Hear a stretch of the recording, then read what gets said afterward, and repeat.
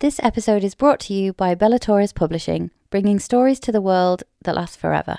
Today on Faithfully Fantasy. Somebody's going to take down your walls. And then she says, "No possible, cadet. The biggest threat will be you." Why does she say that? Could Imogen and Dane have been working together? And basically Dane took the memories, told them to Varrish, and then Imogen wiped his memory because Varrish didn't want Dane to know about the Venin. One of our listeners messaged me. She believes that there's some language around Andarna saying she gifted her power. This is the power to stop time. And that she believes that Violet still, deep down, has that power. It's not a signet, but it was a gift.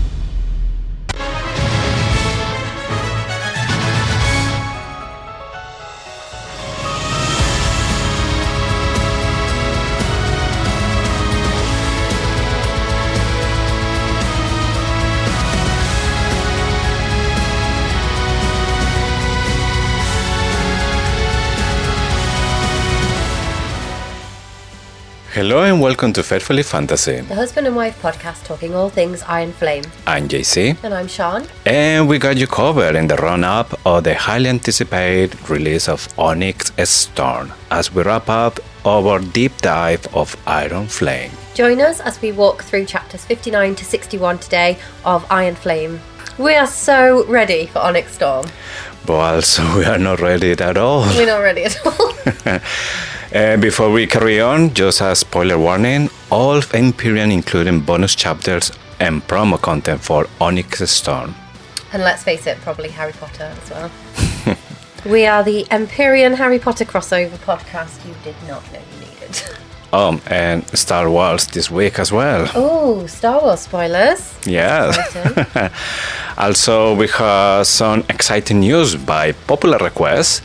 We launched our shop where you can find some of the items featured here on the podcast, like our hoodies that we have here, as you can see on YouTube, as well as our coffee mug. There's the one that we have here, and much more. So just go to Etsy.com or use the Etsy app and search for Faithfully Fantasy. You can also find a direct link to the shop on our website at faithfullyfantasy.com. And reports help us improve the content and quality of the podcast, so you'll be directly supporting our work to bring you only the best. And also, you might bump into somebody in the street and then make a new friend. Yeah, you never know. Okay, so without further ado, the summary. So this week we touched down at Basgirth after an 18-hour flight from Erasure, and the place is all but deserted. We see Jackass Barlow slay his own dragon, and the wards have fallen. Apparently, Jackass had a choice. He chose wrong. 1,000 Wyvern and every Venin are on their way, and we receive our orders before getting some rest, or sugar, in Violet's case. Brennan arrives and we officially request permission to guard the airspace above the wardstone chamber. The Venin attack. We see a defensive masterclass from the Iron Squad, Wyvern bodies falling, a Venin climbing on Tairn's back, and we end this episode on a mid-air cliffhanger, dragon hanger, as Ree jumps from Varrish to land in front of Violet's saddle in a crouch. There's a very short time span for these, apart from the 18-hour flight, but that was kind of between last chapter and this chapter. Yeah. So really short time span in these 3 chapters, but they are very long chapters, and they are jam-packed with foreshadowing, clues, potential theories that we've got. Yeah, this could be a long one.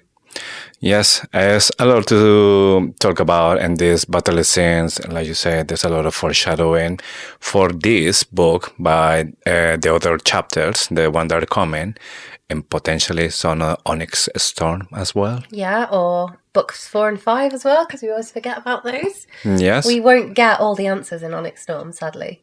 Yeah. Not sadly. I'd be gutted if it was over. I'll be really sad the day the 5th book comes out. Although I'll be really excited as well. Yes, it's like that double sense that it's like everything comes wrapped up and then that's it. You There's need nothing the else. answers, but then that's it.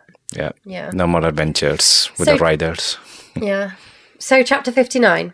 Epigraph? Okay. Epigraph. We do not eat our allies. Tairn's personal addendum to the Book of Brennan, as quoted by Cadet Violet. Sorry, yeah. This is a bit random, this one, isn't it? I think we talked about this in previous episode, that it feels a little bit like random. For me, the feeling that I got was just that Rebecca Yarros was like, I don't know what to say in this epigraph. It's funny. Just going to put something about Tairn, that's it. So there is a moment where Atrum nearly eats a griffin that runs past. Maybe that's it. But you think it's obviously all the times when Andarna is just saying that, oh, they look so tasty, or she wants to eat one of the griffin. Yeah. Yeah, we should just eat it, and we don't eat our allies. Yeah. Not much to say about it, really. No. Should we move on? Okay, carry on. So, I can make it on my own, Andarna says. That's how we start the chapter. It's an 18-hour flight, said Violet. This is the only way that I let you go, and you think I should be carried like a juvenile? So you see this Andarna attitude, that she's just like, no, she's grown up now. But she's still not conscious about all the effort that she has to do. So she complains, she still argues, but Violet says that it's the only way. And then Andarna comes with the dragons do not answer to humans.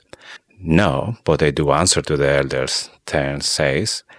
Only the elders are then, she can't tell.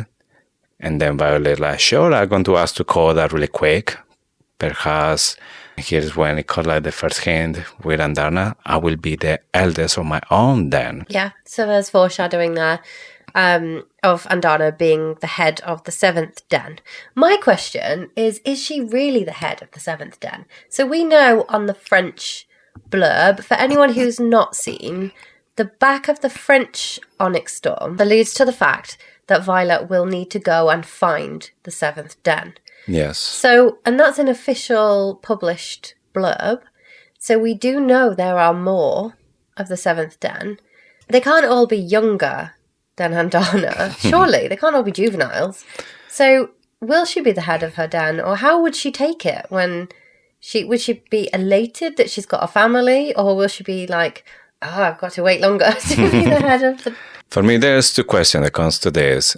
Are the Empyrean like the bosses for all the den, for all dragon kind, or just the one from the continent? First 6. Because, like we say, if there's a 7th den, maybe they're in the Isle Kingdom, and according to this excerpt from the French cover, Violet has to find the 7th den.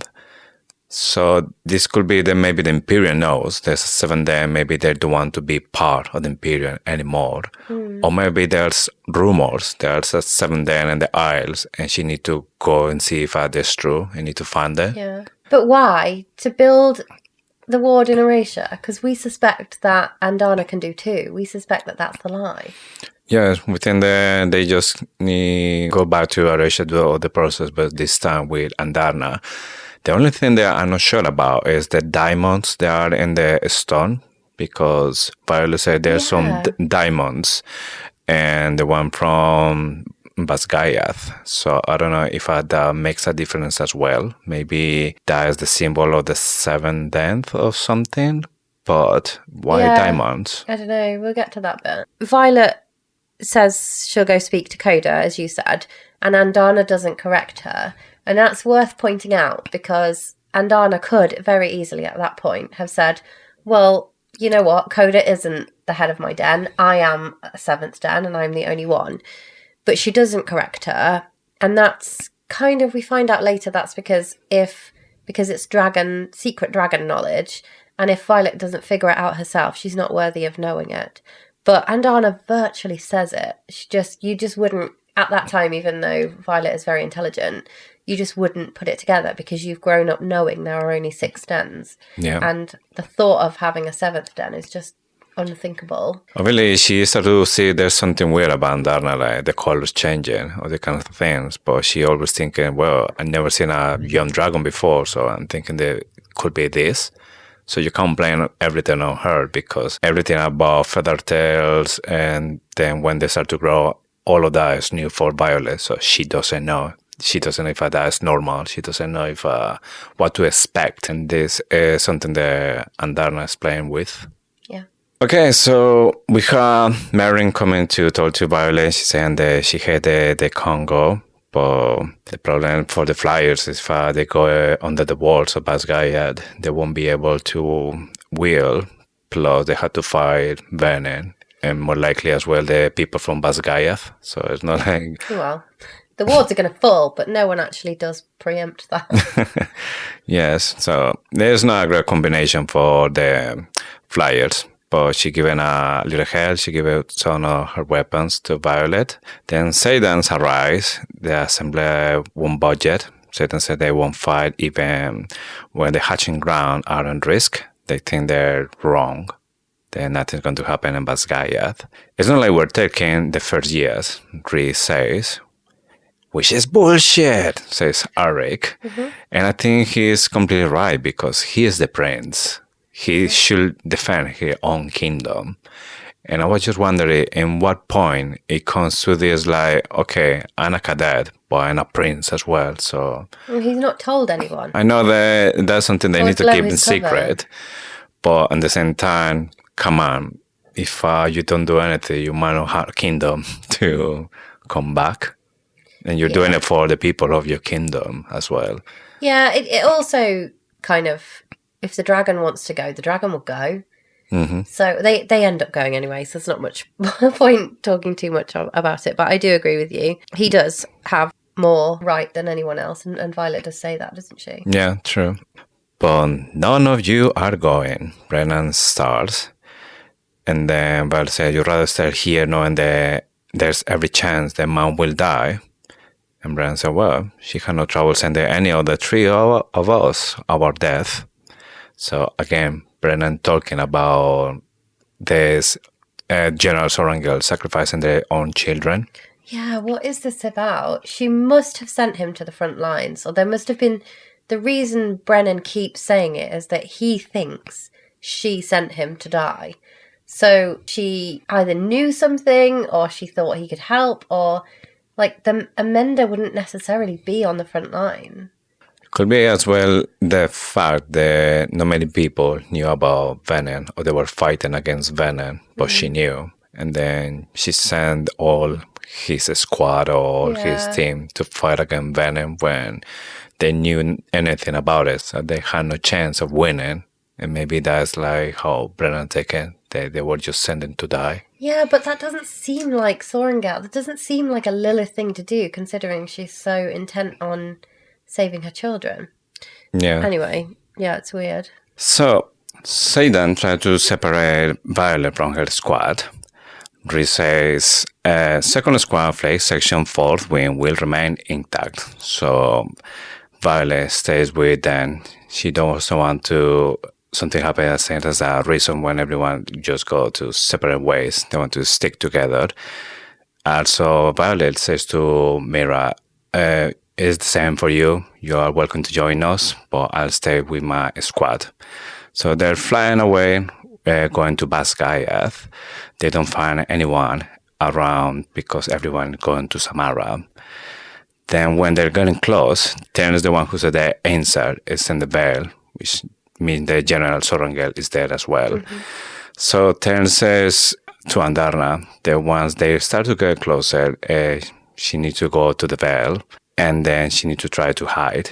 Yep. Then Violet said, yeah, you need to just stay there. Let me know if something's going on over there. So she's like trying to tell him to Andarna that, yeah, she's going to be useful being there, like hiding over there.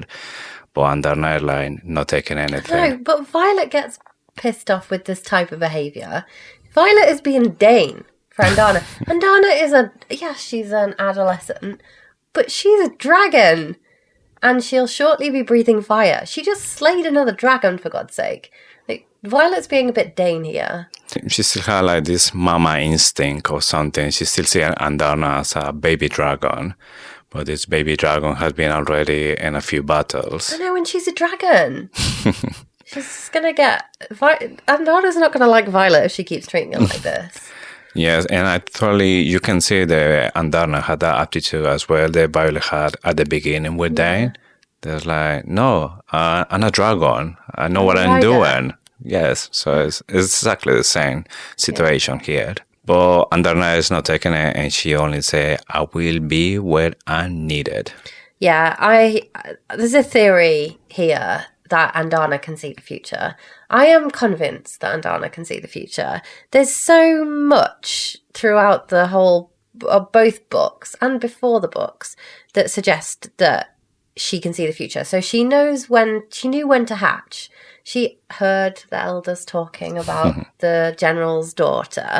Is this a quality of all of the Seventh Den? Are the Seventh Den able to predict the future? That's why she was left behind. They knew that they needed to leave an egg behind. They weren't going to help Navarre anymore. They were going to return home. And I think now we are convinced that they're on the Isle Kingdoms because of the French blurb. Previously we thought they were in the Barrens, but that doesn't make sense, does it, anymore? No, I think they were in the Barrens and they had to move on because everything happened with the Venin. So probably New Home in the Isle Kingdom. Yeah. So she gets really angry about when she's not allowed to go places where she knows she's needed. She obviously had previously the ability to stop time. So there was some kind of time connection there. Also, she had the choice of a scorpion tail. I know that all dragons have the choice of a tail, and it's to do with what they choose and what they might need. But the fact that she has a scorpion tail, there's a lot of people saying that this could be an anti-venom in the tail. Mm-hmm. So obviously it was the tail that killed Solus in the end, but also the fact that if she were to inject venom from her tail into a venin, it could potentially kill them. Yeah. So, yeah, just really think that Andarna can predict the future. It's something that happened are going to be maybe in the next 3 chapters, or nearly by the end, when Andarna confesses who she really is. And Violet said that there's no way that you knew that I will be a rider. And yet, here we are. Yeah, exactly. So that's another thing. But we don't know if it's just Andarna or it's Seventh Dragon thing. Yes. Be. Violet, she knows that Andarna is going to do whatever she wants in the end, because she said, well, that didn't sound like really convincing that she's going to stay there and hide it. Then Tairn say to Violet that they made their presence known to the Empyrean and they're not really pleased about it. They're not pleased about it? Yes. Actually, what he says is, I can definitely sense their displeasure. Oh. So really they're not happy with all the dragons coming back to the Basgaya. And they still don't believe maybe that the Venin are on the way? Yes. So if they know they're going there, they know it's because they're going to defend the Veil. They're doing it with a good purpose. So why they will be like, they're coming back? It's the same, I guess, as Lilith Soaringale. She doesn't believe that they're there. Because Melgrin's signet has never failed them. Coda's never failed them. Yes. So, yeah, it's probably that. They just trust in that. You can't see the marked ones. Yes, but then they managed to have a plan to go in. So Violet's the first one to go into Basgayath in a really small place, just enough to turn to land, and then she dismounts and he flies straight away. So it's a coordinated landing because she's the first one to land. It's cool, isn't it? Like she backs away and then to the wall and then they fly. It's pretty cool that. Yeah. And then Sagael is next, and then Steinit. And she sees there's not many people. There's people, but there's not many people around. And she's just prepared to whatever it could happen. So she opens the arcade door and she's just ready for action. Then she sees the general is there. And then what she says is that her son is pure annoyance. And the twin bruises lie in half circles beneath the eyes. She narrowed at them. So, again, those circles, those bruises, why? What does it mean? She's tired. She's busy doing her thing, whatever her thing was. Yeah, it's obviously the one to say that, she's not been sleeping, she's not being resting, she's been really busy doing something. But not for Navarre. She's doing something for her kids. She's doing something for Daddy Sorengale. She's something to do with his research. But how are we going to find out? That's the question. I think Violet in Onyx Storm is going to go and find it and it's not going to be there. and then she will have to hunt it down. She will trace it back to her mother having it. Question is if Dane's dad is going to get his hands on it. He was the one more interested about it. Yeah. He wants to get all the power from the feather tails. Well, I don't know if he knows about it, or maybe he's suspecting something. Because why he wants the research. He does know about it, because when in Fourth Wing, when they walk down the steps, he's the one that's like driving the asking for it. He knows about the research, but I don't know if for him it's clear what he's going to find out there. If I may be talking with Daddy Sorangel, he start to realize what he was doing or what he can expect to find in the research. Yeah. Because if it's something like, like coyotes reports, turtles are golden, or they are all really like difficult to find, or like thing like dragons. that. Yes, but nobody knows that. Yes, not even Kaori, which seems weird. Kaori's useless. Like, he's my favorite teacher, but he's.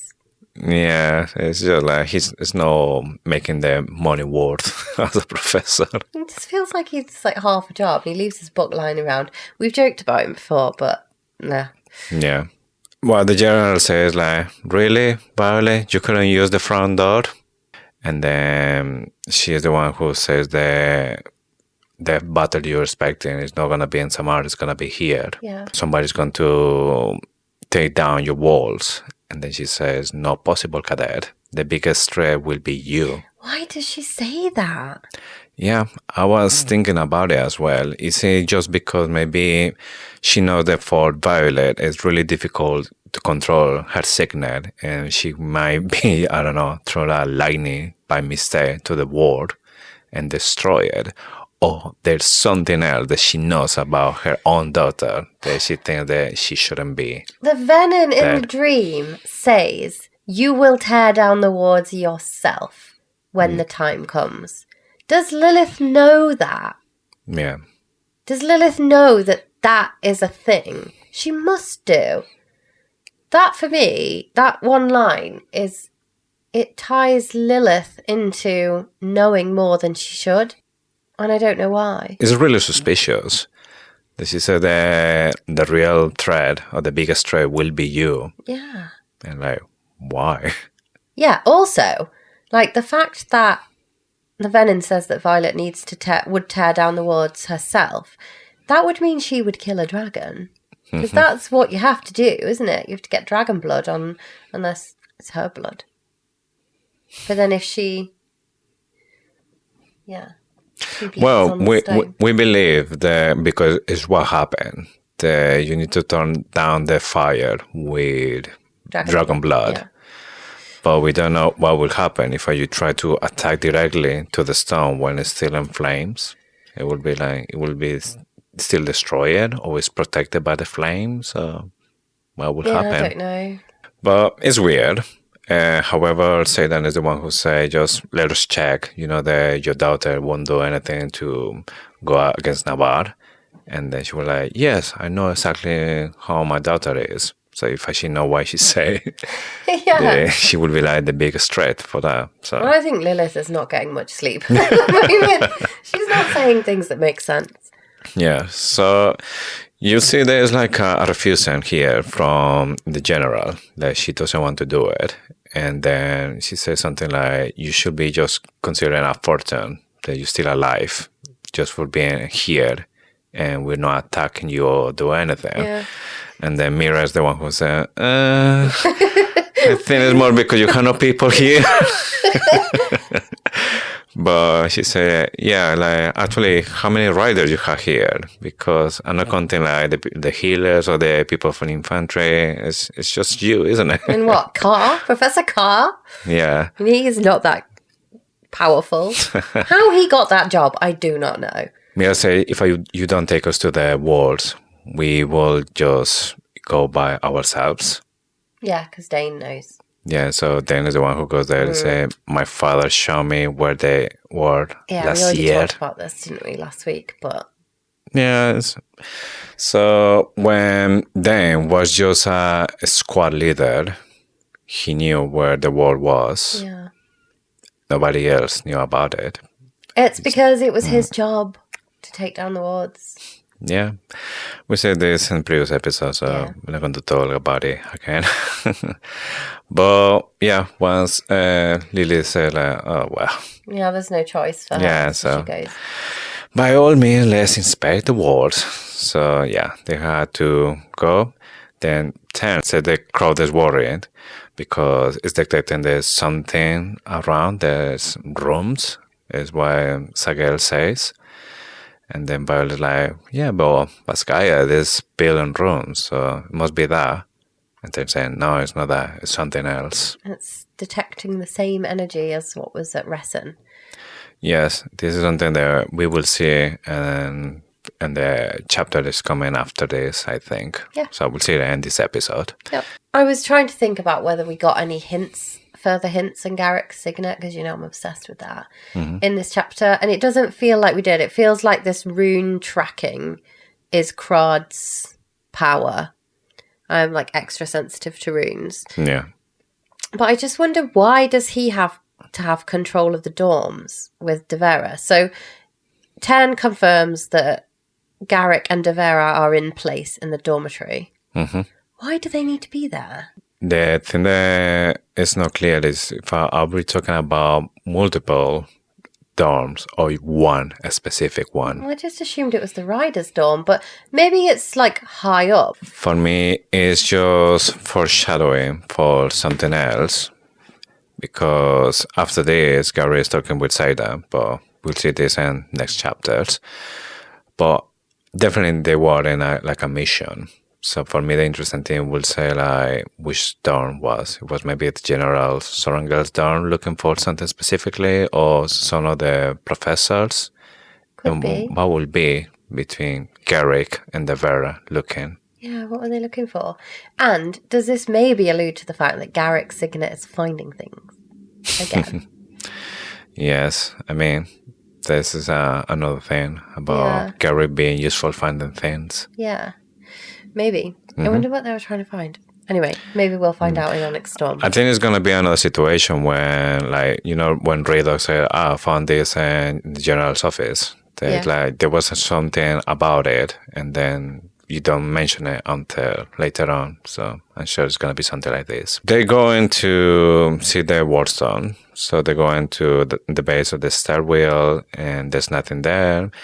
Then Lilith is looking to them, like trying to say, like, okay, let's see if you actually know where to go. Yeah, she's testing him. Yeah, and then, he goes there, he checks the pattern, he pushes a rectangular stone, and then Welcome boom. to Diagon Alley. Yes, totally how it feels. Or it's totally how I see it in my mind. Like, yeah, all but the it's a... Sorry. like all the bricks just move and, Yeah. and then a door there. Anyway, she makes a point to say that it's just like the archives, doesn't she? And I just wonder how many other secret passageways and things there are. We know there's one underneath the archives. We know there's one that goes to the flight field because Xaden shows her that, and it kind of is a secret. Yeah. And that's in Fourth Wing. And then there's this one, which protects the wardstones. I just wonder how many more. They're everywhere. Yeah. Yeah. It would have been Aaron Norris who built them all. Yes. So this opens the door, and what they can see is a tunnel. So they're going to the tunnel that's really narrow. And then Violet started to have like a flashback, and she started to hear like, we're going to have fun, you and I. And it's Varrish words. And I was like, could be this maybe like foreshadowing of Varrish coming back somehow or something. So I think Varrish is dead. I do think he was Venin, although I know there was the Umbrage thing. No, the bad guys are Good. Venin. Or a Death Eater. I always get that quite wrong, but you know what I mean. I think Melgren is one of those. But I also think King Towery is one of those. But I do think Varrish was a Venin. I don't think he's coming back. He was stabbed with an alloy-hilted dagger. In the heart. In the heart. You think that would be enough conclusive evidence that he is dead as a doornail.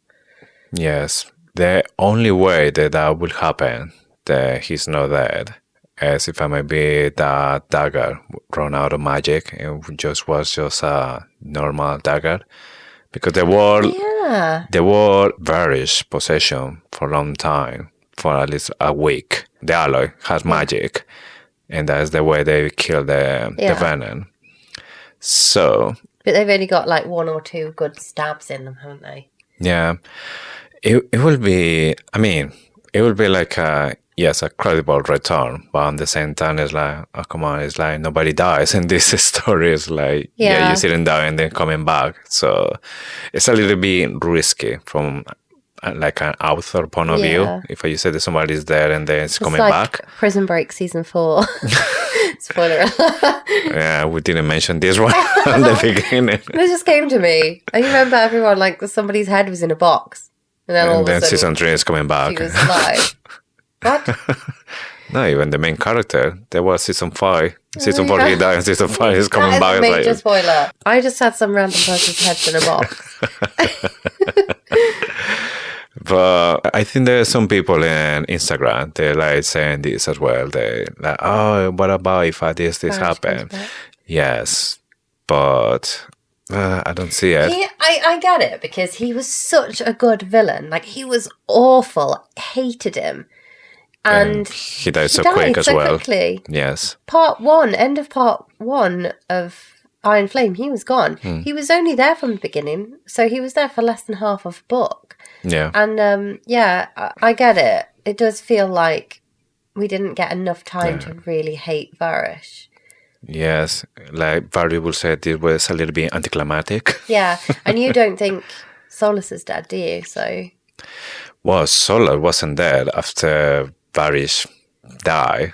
We know there is a orange dragons. It didn't bond that strong with a rider.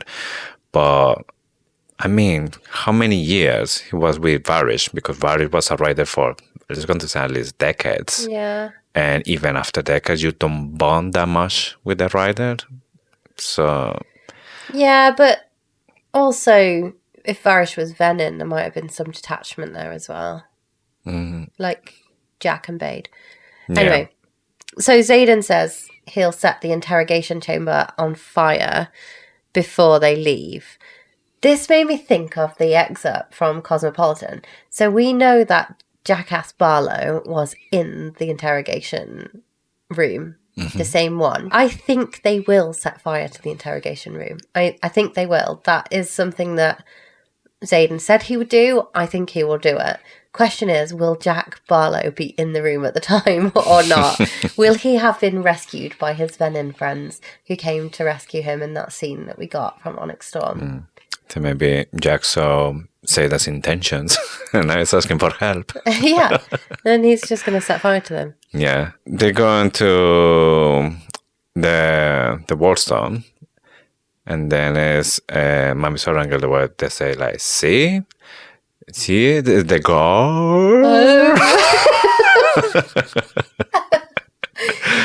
And then man's words die is what Violet says, because they see there's 2 bodies on the ground wearing black uniform, and Violet calls Tairn straight away, like, do you know where the war chamber is? And they're like, oh, according to you, I cannot supply fire to more than one. And then like checking Violet's thoughts and like, oh, yeah, on my way. This for me is the evidence that we needed that said that that's the lie. Because why would he say that at that point? He is always in Violet's head.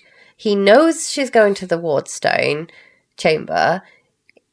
I feel like that is there for a reason. He says, according to you, I cannot supply fire to more than one. Why would he say that again if it wasn't important? That's definitely the lie. And it's not random. It's there because it's another reminder. And he says, according to you, which means you're the only one who's saying this because you've read the diary. Yeah. We need to read Lyra's diary. We need Jacinia to read more than just the 7. She's got the answers now because she's translated it.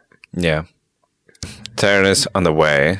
And then when they're getting closer to the wardstone, they're being attacked. And there's a dragon inside. and it's bait. Were you shocked when you read this the first time? I think so. I wasn't expecting to see a dragon there, to be honest, but I was expecting to see something like a person at least. Yeah. But then when I saw the dragon and then it was bait, so it was like, yeah, it's gonna be Jack Barlow there. Yeah. But This is the first we hear he's Venin as well. This is like the big shock moment, isn't it? yes, but I remember the very first time when I read it, we see he is looking at Violet, and then Violet says that he gave it that look of bad guy look. But then when he killed the dragon, I was confused because I was like, well, he saved her life before. Now he's killing the dragon. There's like trying to attack them or trying to kill them. So I was like, is he actually bad or good or what's going on here? No, I think he saved her life because He had he orders. has orders to keep her alive. Mm-hmm. And then he wasn't channeling at that point, but he was still connected to the Venin. He Yeah. still knew. Yeah, so can we talk about the wardstone being Yes. different? Yeah, so the stone has rings and runes carved into it. They are interrupted by a diamond pattern. And this wardstone is on fire. And top are black flames. Yeah. So here's when we actually know, yeah, the one from Russia are not like that at all. It's not on fire, like Yeah. first thing. And second thing, what are those diamond patterns? Yeah. Are they on the front cover? I don't think so. I don't remember seeing them. No. It's different though. And what is the relevance of that? It's obviously, it's also bigger. So is Yeah. it because that was the first one? And then the second one was built by a different person? Was that built by Lyra? For me, the interesting part is that, yes, the one from Basgayad is bigger, but it seems that the ratio of protection is exactly the same. So really, size doesn't matter in this case. We don't know that the ratio of protection is the same. It's like with the estimations that she said with Erasure and Basgayad. Because Yeah, she knows Erasure, so she's just translating that to yeah, Basgayeth. We don't actually know that that's true. She's just using her knowledge of one to predict the other one. So I don't think that tells us anything. Yeah, I feel like there is probably some relevance to the fact that they're different, but we just don't know enough about it yet. yeah. So I guess we'll be discovering a little bit more in next books. So we have Bait with Jack Barlow sitting on his back, and they start to attack. One of the first victims is Riddock. He can burn in the hands. Spectacular again. Like, you think that ice wielding and fire wielding, they're like the basic ones, aren't they? Mm-hmm. But Riddock, and later when you see the squad battle, it's amazing, like the way that they're in sync with each other. But Riddock is kind of like slightly out of that. He's the one that has his dagger broken and everyone fixes it. They work really well together. But here, Riddock builds a wall of ice. And obviously he's like pushing his hands against this wall of ice, or to create this wall of ice. And then Bade blasts it down and he gets like his hands all blistered. They get burn, yes. Yeah. It's pretty spectacular, the ice wielding. It's Yeah. like Elsa from Frozen. It's like, ah. Beautiful. It'll be quite good in the TV series. Yes, and this is just second year. Imagine when he actually can do more stuff, how much power, if Yeah, he he goes can build up. this princess castle on the hill. Yeah, Holds the Basgayad hill Castle. Anyway. Yeah, kind of Basgayad on ice.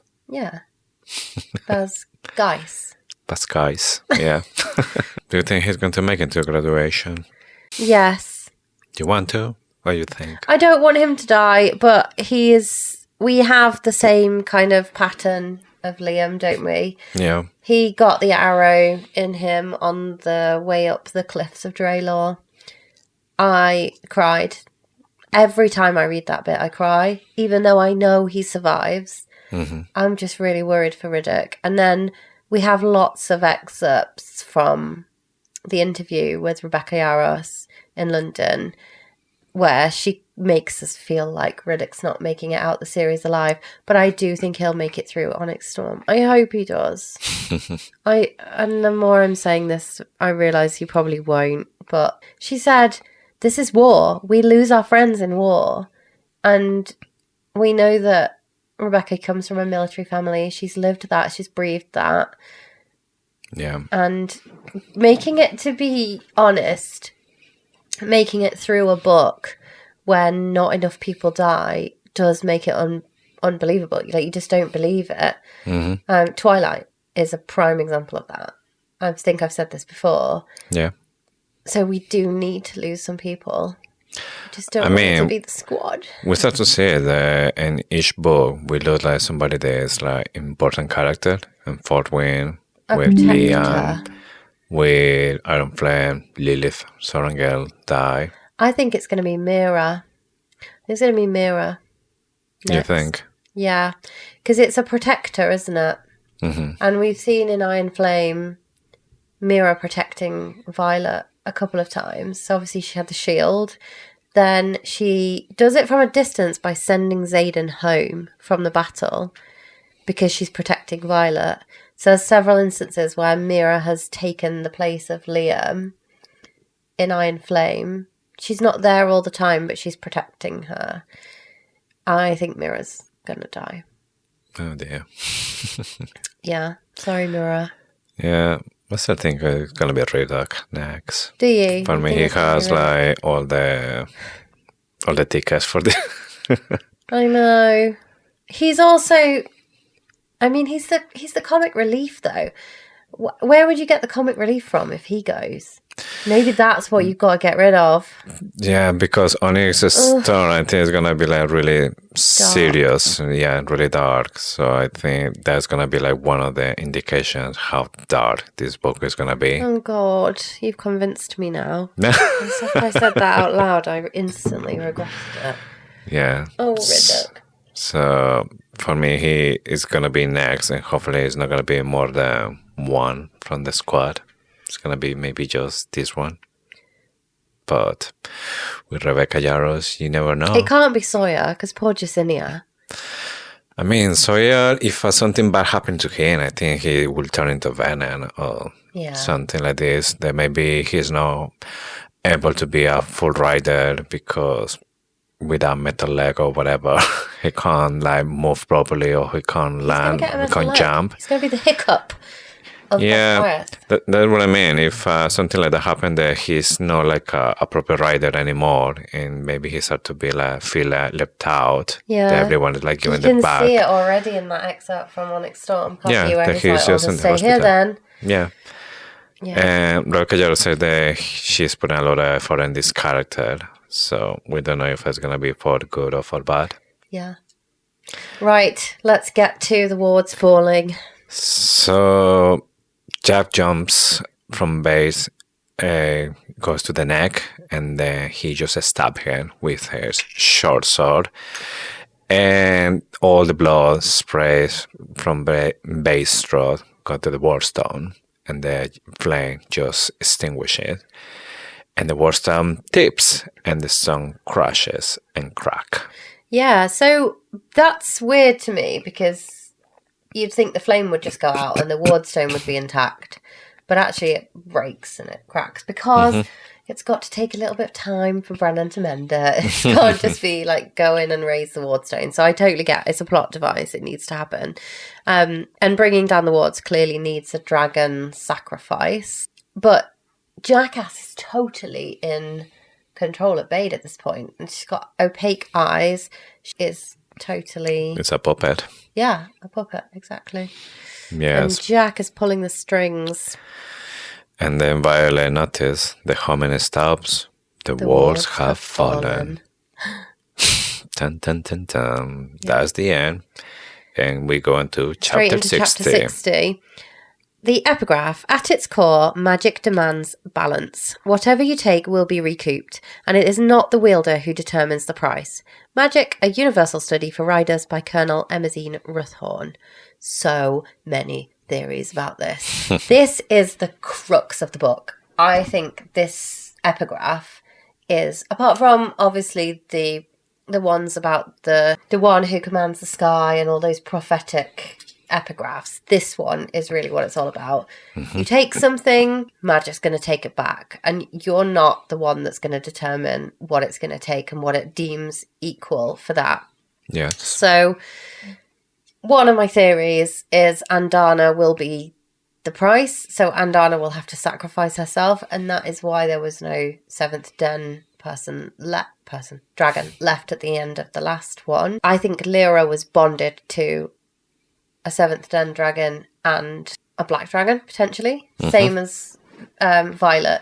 Devera said history repeats itself, so we get that. And I think that Lyra was bonded to 2 dragons, and when she says it cost her everything, I think she lost one of her dragons in the process. So I don't think Andarna will make it out of the series alive.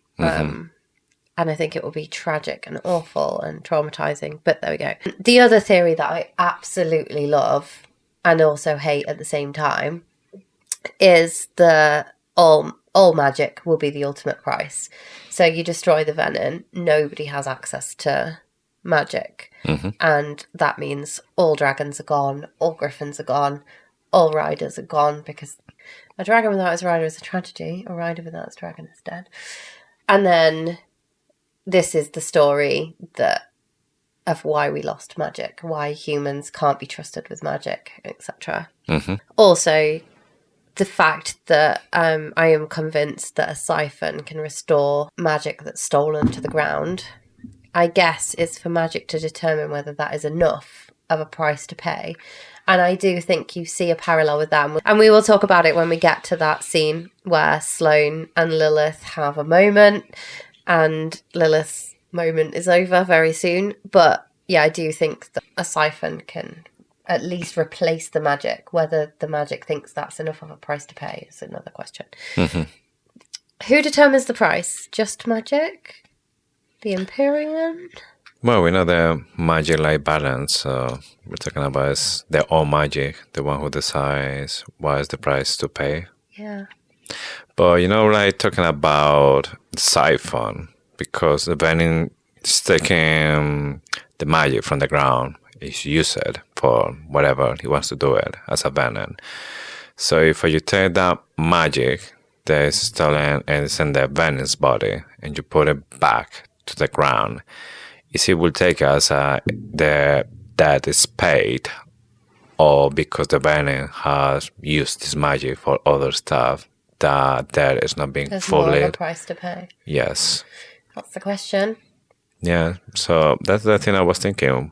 What else could be? Is it just magic that you had to take back? Or we know the Venin lose the soul, so it's just humanity? Or could be like memories, or could be part of your personality? Like, what else can take it? Not anything to do with it. Yeah. Okay, so the wardstone is in 2 pieces on the ground. Navarre's defenseless. Shit! Not really defenseless. They've got shitloads of dragons. Not 100% defenseless, I would say. Yeah, I mean, Venin now had like free pass to Navarre. Yeah. That's the thing. Holiday. Yes. So finally, like, you can go to Basgaya Resort. Yeah, they got private jets now with all their different coloured wyvern. Yes. But the thing they're thinking as well at this point is Jack Barlow, he just killed his own dragon. So he had just minutes. And then he Or does he? Yeah. Then he said, that's the thing. I'm not. And then, he is a banner. And then Xaden is like trying to get some information about him. Yeah, they have us thinking we're the inferior species. But did you see how easily I controlled her? How easily the energy she bonded us with is replaced? I think there's some truth here. The dragons are definitely keeping secrets. Yes, so we know that dragons are using humans because the signal, because the synergy they have made the two more powerful with the signal. Because dragons, they can't use any kind of power. The only purpose is to protect the veil, isn't it? Yeah, exactly. But they're using the humans for one only purpose, is protect dragon kind. So they don't care that much about humans because you see this, like, a presentation there, dragon can kill no problem a human. Yeah. Human life had no value for the dragons. So it's everything for the dragons. Only when they're bonded. So there's some information here that the Empyrean knows. We don't know exactly how much all the dragons know about all the secrets the dragon kind have. But yeah, there's stuff that, like, the words the dragon might know, but we don't know. Yeah. So Jack has a choice. This is an interesting bit. Yes.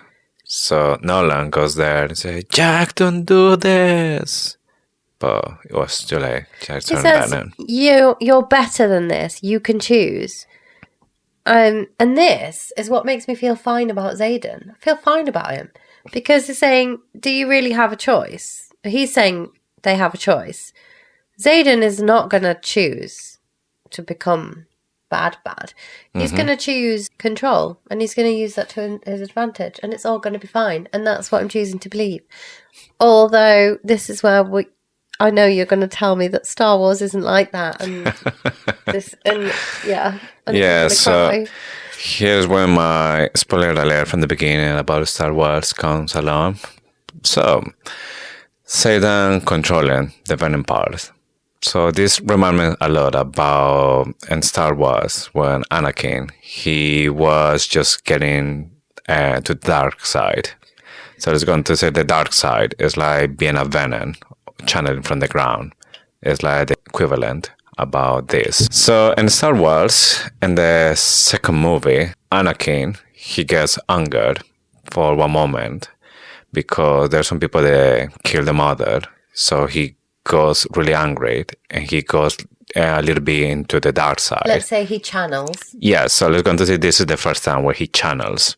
He turning a little bit into a venom because he loses it. So he does stuff that he's not supposed to do because he is in the dark side at that moment. That was in the second movie, around half of the movie. But then after everything happens, he calms down himself. He goes back to normality for a couple of months, let's go to say it.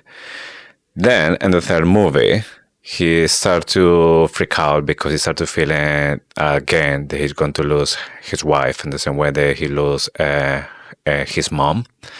So he started to think, I need to do something to stop this. And then he started to find out that if he started to go to the dark side, he might find out answer to how to keep her wife alive. And then he has a good reason to go to the dark side. So he turned it into full... Turned for a good reason, like Xaden. Yes. To protect his... Love. Yeah. So he does that, but once he isn't full in the dark side, he is not himself anymore. He is completely lost in the dark side. And actually there's a point where he himself is like trying to hurt the person that he was doing it. And no! This is the thing that it doesn't matter what are your intentions when you start to go into the dark side or when you channel from the ground, what you're turning, you're not going to be yourself anymore. And this is the thing that I think at some point on Onyx Storm we will see, because again, the reference... Full yes. Venom. So we see that in the second book, he was just going a little bit, like just checking what is in this side. So he was like, okay, channeling from the ground and the other kind of stuff. Since that's Anakin in the second one. In the third one, Anakin went full dark side.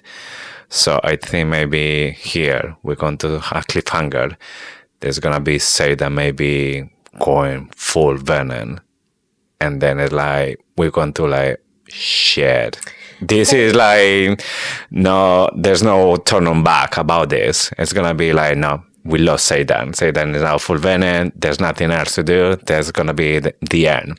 I think that could happen in the fourth one, because I do think that... So we know that Rebecca Yarros says she writes in a W. So the end of the first book is pretty good.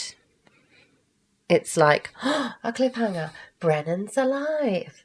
Welcome to the and revolution. The end of the second one is like, Xaden's a Venin. Even though we get the missing scene that still nobody has offered to write for me.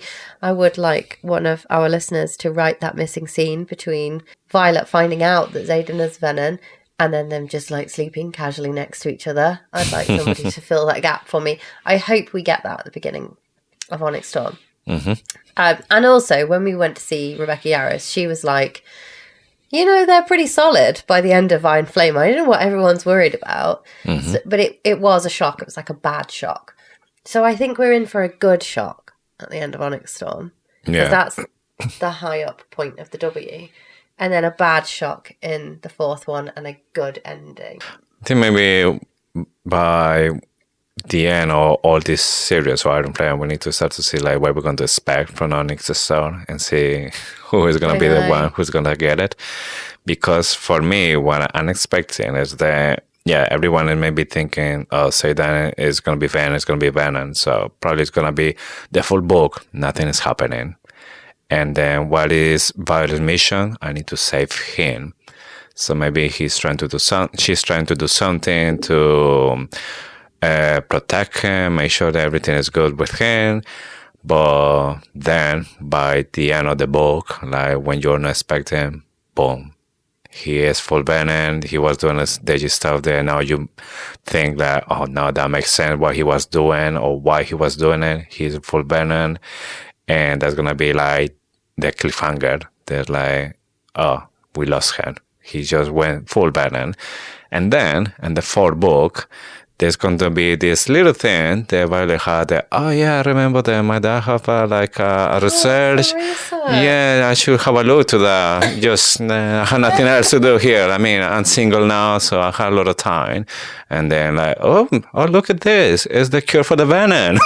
Yeah, but do you think, like, we've seen I will not die today crossed out, I will save him. Mm-hmm. And that's the premise for this book. Like, if we get to the end and she doesn't save him, it's like, yeah.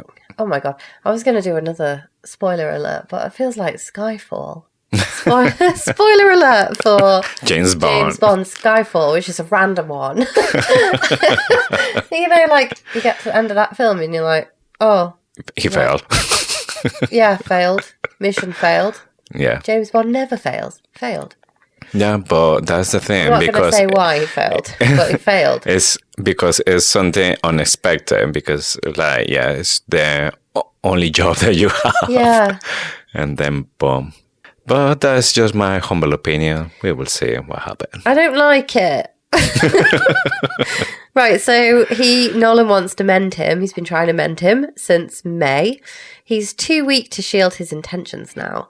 So Nolan isn't actually bad. He really does want to save him. Mm-hmm. Question is it to rid the continent of the problem, or is it just to protect Navarre? And that's the question. Is he good or is he bad? I don't think he did the wrong thing by wanting to question Violet. But if you think about it, all the evidence is pointing to the fact that she was a traitor. It's the same with Dane, really. You can say the same thing. Oh, yeah. I definitely think that Nolan is a good person. Everything that he was doing was for good reasons, like for Navarre. He just did it badly. Yeah, it's just that he didn't have all the information and he took wrong decisions, trusting the wrong people. So yeah, it's a little bit a Dane case as well. It's that, like, age-old saying where it says the end justifies the means. And it never does. It never does. You can't break the law or do something immoral just because the outcome you need is on the other side. You need to carry on, like, working through morally what needs to be done. For me, the question right now about Nolan is he is, like, really invested on saving Jack's soul. Or he was really like into put all his energy to put him back as a human or get rid of the venom thing. But I don't know if he was doing it as okay, I'm trying to see if this is the cure for the venom, or if it's actually a personal relationship going on with Jack Barlow. Could be his grandson or something. He's part of the family. Or as one of our followers said, it's maybe Melgrin's son. Illegitimate son. I bloody love that theory. Yeah, like it's something like, why so much energy, so much like effort to save Jack's life? And the same thing like with the Venin. They go and rescue him. Yeah, there's so much effort as well to get Jack. So it's definitely something like going on with Jack's background. They can't open the door. Idiots. There's no choice, Jack shouts. If there was, I made mine the second I saw her. So he looks at Violet then, and then he's talking about the fact that he decided as soon as he saw Tairn had bonded with Violet, so that was in the tent when Kaori was being the medic randomly. He decided then, right, this isn't good enough. I'm not happy with Bade. I've got like a shitty little orange dragon. Yeah, because Kaori was basically laughing at him as well. Like, oh yeah, you have been. You had like 4 riders and the last 4 years. So it's Kaori's fault. Kaori was like sticking his finger in the wound and like wiggling it around. Yeah, exactly. And then that's why Jack said like, why we had to left the dragons to the side, our potential, when we can do all of this. I think there was a similar trigger point for Varrish. And I've already said that I think Varrish was a Venom. But I am sure if he was, it would have been the point where Tairn had Solus by the neck and he realised that Violet was more powerful than him because she had a stronger dragon.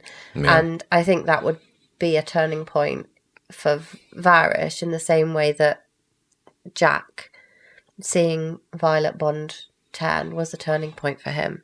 Yeah. So Xaden asks, when you turned? And then Violet's the one who replies, before the challenge against me. And then she like remembered all this pain that she was suffering when she was fighting against Jack. And she said, I didn't get it that time, but he was forcing power into my body.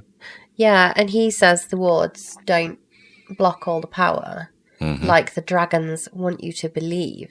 That means the dragons know that the wards don't stop people from channeling. They just want people to believe that. So what else do the dragons know?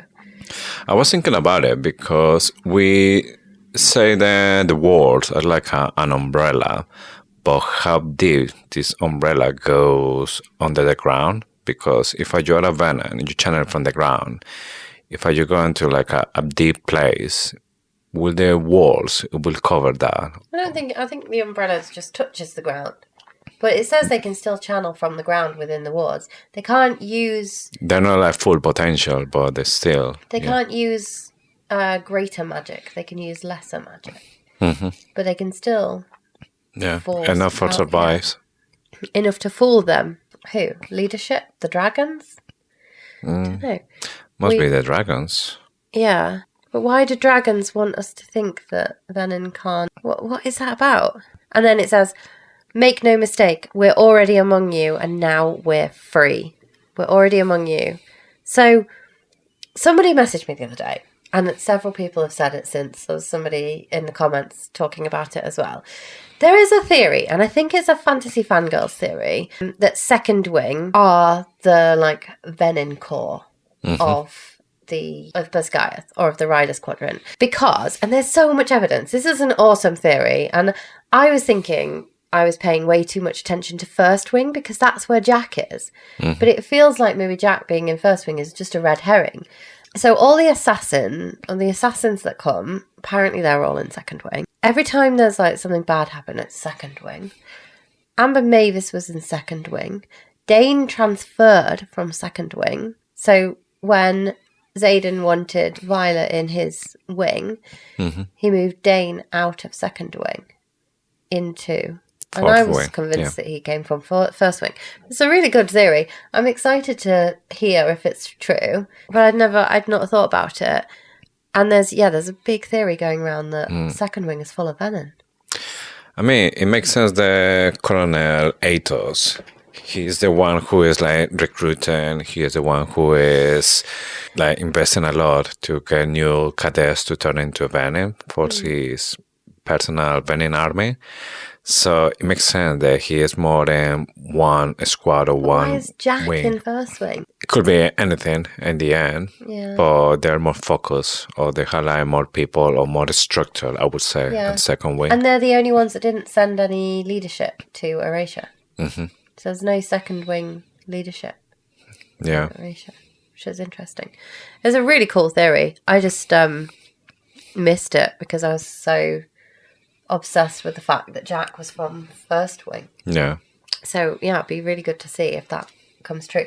And it could be to do with like this Dane's dad mind control, like you say, building an army. Yeah.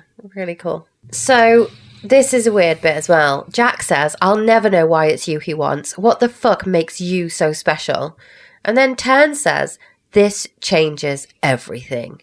What is Tairn talking about there? Did you read that bit and think that made sense? From what you're supposed to think, it's like maybe the point when maybe Jack is saying we are already among you. Oh, There's yeah. like And maybe they can everything's still, here. the fact they can still channel. This changes everything. Yeah. But at the same time, I don't know if it's something else as like, yeah, it's definitely they're targeting Violet. And they want Violet for themselves. The interesting part for me is that he said that I will never know why he wants you. So he knows. Whatever is like his personal sage or he knows. He's talking about Tairn.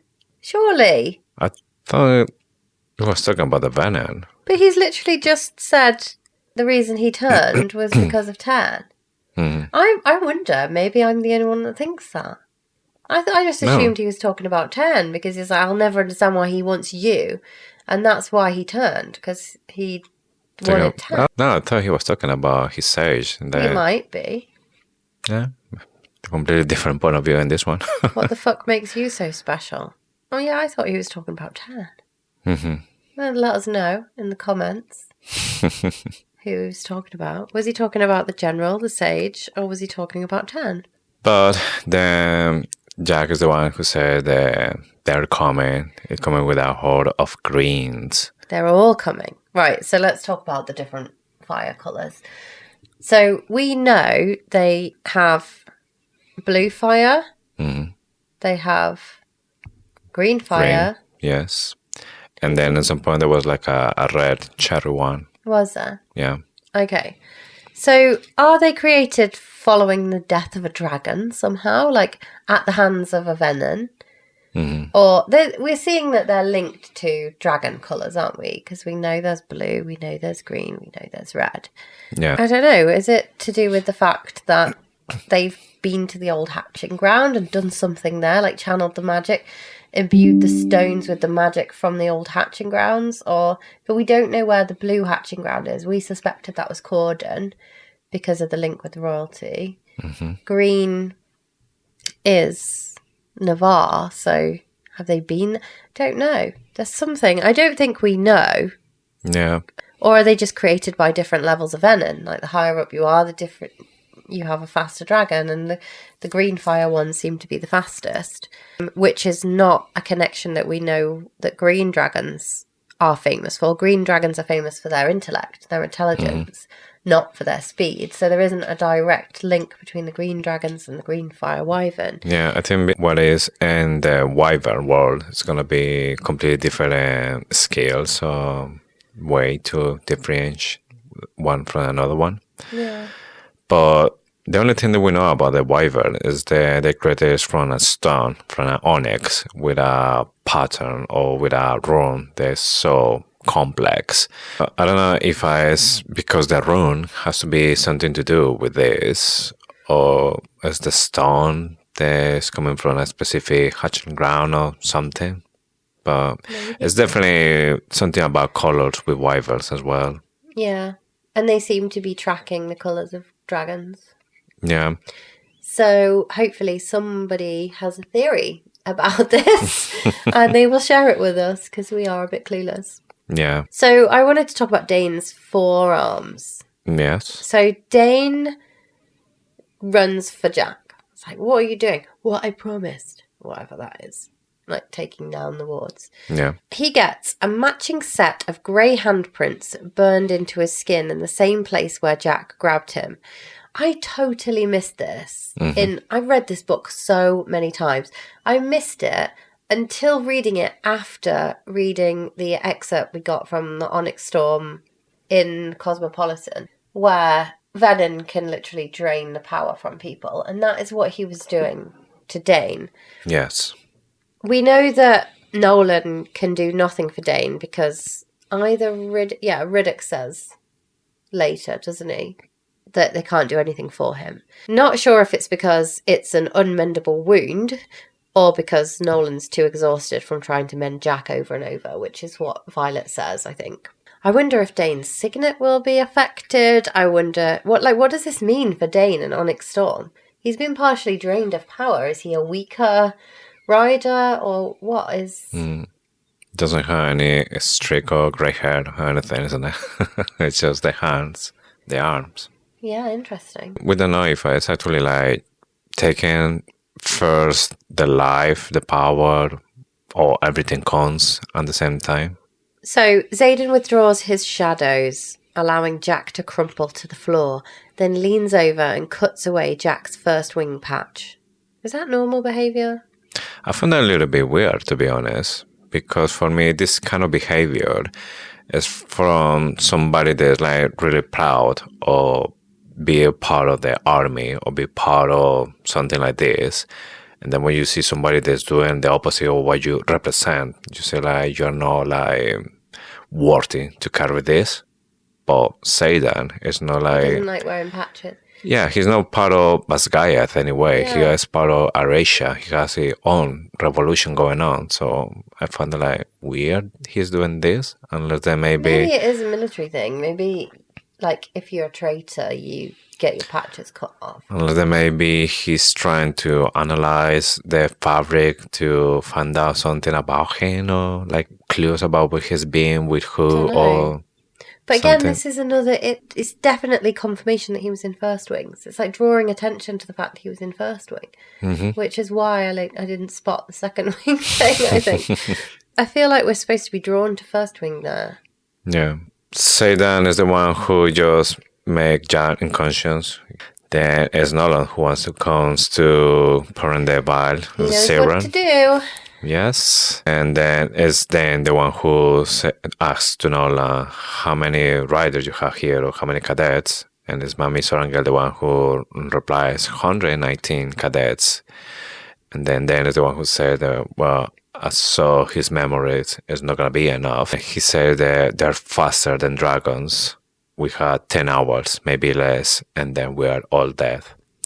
And I was thinking, he just said they're faster than dragons because he saw them memories, Jack, or he's talking about his own experience, what he's seen before. Yeah, it sounds like it's just from memories. I don't think he knew about the Venin before.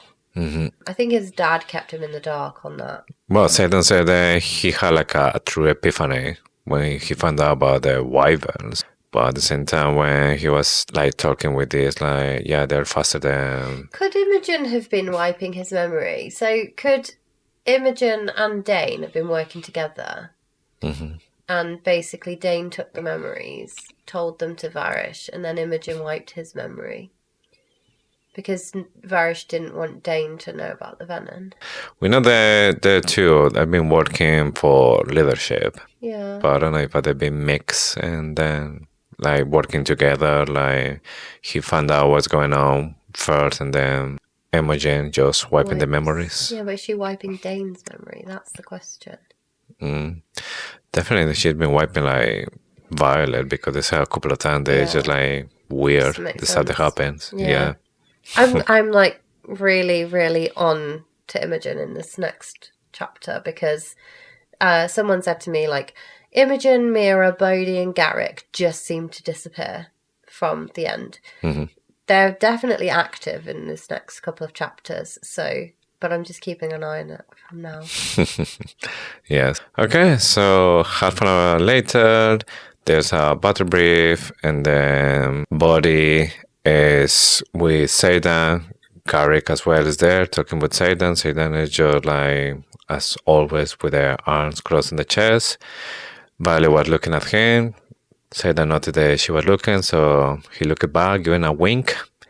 And like, yeah, like all chill out, everything is okay. But I was thinking, it's maybe Gary talking about what they found in this dormitory. And again, like, Yeah, it could what be. Xaden was like so like chill in this moment, like it's like he knows that everything is alright or everything is okay. I really don't know. Garrick is so mysterious. Yeah, so basically we find out about the laws. Mm-hmm. We know the Venin know where to go. Yeah, so Jack basically he throws some crumbs for them to follow the path. Yeah, Hansel and Gretel style. Yes, very much. Yes, spoiler alert. But then Dane is the one who's asking as well to other people, like, who knows how to track runes? Everyone, Yeah. no, nobody knows. Nobody knows. Yeah, and then like, okay, so that's going to complicate the stuff. Devera is the one who helps as well, saying okay, this is what's going on. Describes her as well, like taking all the important documents. What do you think they're taking? The important ones. Do you think they're taking the ones from the secret vaults? Will we ever get to see those amazing books on the Isle Kingdoms from King Tauri's vault? Yeah, but if you're not part of the bloodline, you can't get it. So get 'em. what's going to happen with those books? They just get destroyed. Yeah, maybe. Because I don't know Or if maybe- fire can go through wards. Well, when the wards fall, all the other wards fall, don't they? Mm. Because the wards that people weave on doors and things are all built from the magic of the wards. So Yeah, it's like an extension, yeah, basically. so anyone can just walk in there now because Jack's taking the wards down. True. So that's where I would be going. I wouldn't be going to get some sleep. I'd be like straight down to get those books on Isle Kingdom. Isle Kingdoms and Eurasian history and all the stuff that we really wanted to read about. The General Sorangel is talking as well that they need to work together, they need to rely on each other, complement each other's sickness. We know that happening in the middle of the battle in a spectacular way. Then Violet is talking to Andarna, I want you to leave to Eurasia. And she's like, I'll be where I need and it's with Again. you. Yeah. Yeah. Again. Lilith Sorengale says, we are bonded for the purpose of defending dragonkind, like in her big speech. I thought this was interesting because it's not for having magic. They're bonded purely to save dragonkind. Yes. So that's why the dragons are using them. And this is it. She's like, this is it. The veil is threatened. This is the only purpose This is the of reason. the bonding. Like they are doing it literally just to protect the dragons. But the dragons aren't telling them everything. True. So, It's again, it's like we are tools for the dragons, but then the dragons just use them when it's convenient for them. Yeah. They just throw it when they don't need it anymore. I just want to know more. Right, so then we get some reassignments. Garrick's assigned to 1st Squad Flame Section, we presume 4th Wing. We're hoping it's not 3rd Wing. Heaton to Claw Section, Emery to 1st Wing. So Emery goes over to 1st Wing. We don't hear from them again, I don't think. No, that's it. I think that's the last bit that we know about them. And then General Sorangil sent Mira to 2nd Squad, Flex Section 4th Wing. Iron Squad. Obviously protecting Violet. Yeah. And say that it's like, fuck that. Yeah, but also Xaden, sorry, if you think about this, how does she think she's going to protect her? Because she hasn't got, at the moment, Lilith doesn't know that She can create she her can own create wards her own now. wards, Yeah. I think it's just like the motivation that keep the sister alive no matter what. And she trusts Mira about the skills and that kind of stuff. But then it's Mira the one who said that I should be paired with you since I cannot will without the wards. But is it that way around, or is it that actually she thinks that Mira's best chance of staying alive is being next to Violet. Because there's several times where we see that Lilith does believe in Violet, but she might not believe in Mira. Like, she doesn't give Mira the Star of Navarre. She gives her the Order of the Talon, which is one below. She is constantly saying stuff like Violet deals with more pain in a day than you have in your lifetime, and stuff like that. I wonder if it's the other way around. I wonder if she's pairing Mira with Violet, try and keep Mira alive, and then when she finds out Mira can actually manifest her own wards now, Lilith is like, oh, okay, you'll be fine. Yeah, it could be, because straight away Mira says that Violet should be with Lieutenant Ryerson, because they complement each other with the sickness. So he is the most effective way to keeping the weapon alive. Yeah, and she nods. So Lilith accepts it. And then here is when we see the coward signet is so useful for this kind of thing. It's so cool, isn't it? Yeah, because he stepped into the floor and then dropping out an illusion to form the top-down map of Basgaya. Yeah. And they start to like, okay, this is your areas. Just make sure that you're not leaving your airspace. But yeah, that would be like a hologram. I would say it. Yeah, it's really cool. Is this how real military strategy works? Like the RAF, the Royal Air Force, do they work in grids? I think they do, because I was reading The Things We Leave Unfinished, which is another Rebecca Yarros book. It's incredible. So good. And they like track the aircraft through the grid. So they're basically saying, do not leave your airspace. Do not focus on anything outside of your grid. You basically shoot down, you bring down anything in that goes into your area, and then trust the other squads to do their thing. And yeah, I mean, for me it makes sense, because it's everything coordinate, and more considering that Rebecca Yarros talk a lot with her husband about like all the military strategy. And air things as well, considering the husband is a pilot.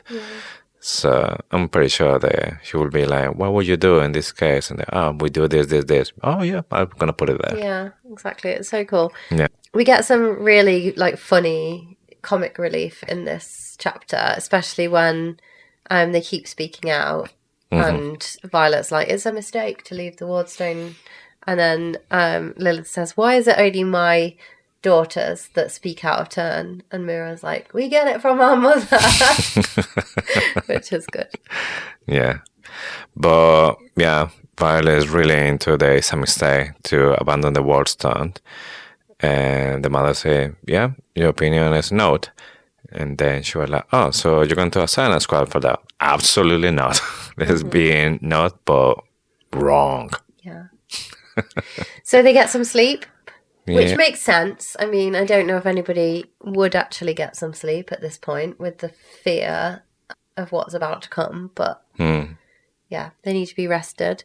So there's a bit of heat in Violet's room. It's a bit steamy. Her hand spit, but this is where I always think Rebecca Yarros sneaks some stuff in, so I'm always on high alert. My hand spears into his hair, holding him closer, like I still have Andarna's ability to stop time, like I can hold us in this moment if I just keep kissing him. One of our listeners messaged me and said she believes that there's some language around Andarna saying she gifted her power. And this is the power to stop time. And that she believes that Violet still, deep down, has that power. It's not a signet, but it was a gift from a Feathertail. So just because Andarna can't do it anymore does not mean that Violet can't do it anymore. And this could be a hint to that. So she thinks that if she had said, I channeled my power, or I directly channeled my power, but the wording is, I gave you my power. And when you give something, you don't take it back. It's like there for... So I could get on board with this theory that basically Violet is able to still stop time. She just doesn't realise it yet. Yeah. Or she can control time somehow. Anyway, it's an interesting one. Yeah. They're still kissing. They start to getting hotter and hotter. Interrupted yet again. Yeah. What a surprise. And then it's Rhiannon I know you are in there. Just 5 minutes, please. And then she was like, no, stop now. It's going to be like the most awkward situation. What are And they going to do? Like, barge in? yeah. But here's when I was thinking, like, what happened to the world? Because obviously they can communicate between the doors. The wards are down. And the walls are down, exactly. So, in case it wasn't clear. Yeah. The wards don't work. But then they listen to a deep familiar voice that demands to now. And then Xaden and Violet like, oh, is that? Is it possible? And they open the door and it's Brennan is there with a Sloan and all the flyers. I have got something to say about this. Right, so Brennan arrives. Yes. He said, I left you and Mira here to fight this on your own once before, and I'll never do that again. I knew I'd fucked up as soon as you left, but griffins don't fly as quickly as dragons. He squeezes harder for a second, then lets me down. Tell me where I could be of use. So there's a lot to say about this. Mm-hmm. Right, he's asking Violet what to do here, so there's a role reversal. Normally he's the one telling everyone what to do. And also, what was actually stopping him from coming in the first place? Was it the fact that there were wards and he wouldn't be able to use his greater magic because he is in fact a Venin and he's just hiding it very well, or he's in control because he's got this rune on his hand? Mm-hmm. And he knew he would be rumbled because he can't use his mending magic with the wards. He just can't. Mm-hmm. But it's fine now the wards are down, or he was like, oh, hang on, the wards are going to come down anyway. That's what Violet's saying, so I can go. Or, like, because I don't think there hasn't been 18 hours since the wards came down, so he was already on his way. He changed his mind. Mm-hmm. So that can't be the only reason he decided to come back. But I wonder if there was something stopping him, and that was the fact that he wouldn't be able to use his mending power. He'd only be able to do lesser magic because he is in fact channeling part of his abilities from the ground. Yeah. I found it really suspicious that he is just in Basgiath when there's no wars. And after all the attack that happened after the revolution with Fenrirson, he went out, he died, and he's still out of the wars. He never came back. And the only time when he returns to Basgiath is when there's no wards, when all the Venin can go in. But he was supportive of Violet trying to raise the wards in Erasure. Mm-hmm. So there is that, like he was supporting her doing it. So can't be that, like, against the wards, can he? Unless then maybe he knew exactly that it's not going to work, because we know now that you need 7 dragons to do it properly. We don't know how much he knows, because we're talking about the rune that he has in the hand. That has to be something really complex. Where the information come from? It can't be from himself. I do get the feeling he's good. I don't know. Oh, it's so hard to know. I feel like he's either playing his part really well, but I do think he's Venin, or was Venin. Yeah, so Lilith comes around the corner and she's like, Brennan! She finally sees him and he is like, I'm not here for you. Not here for you. Go away. Fly. Yes, but Rhys said she's putting all the flyers to looking for the runs because they're better finding, and with the griffons they're faster as well. Kat is the one who agrees, yes, we are the best for this. And then she's like checking all the hardware, like she's searching for some structural weaknesses that she probably is what Violet says. And I was like, is this like something that she's like planning to do later on, or is just because she is in this way, like her personality No, is like I this? don't think it's her personality. I think it's her training.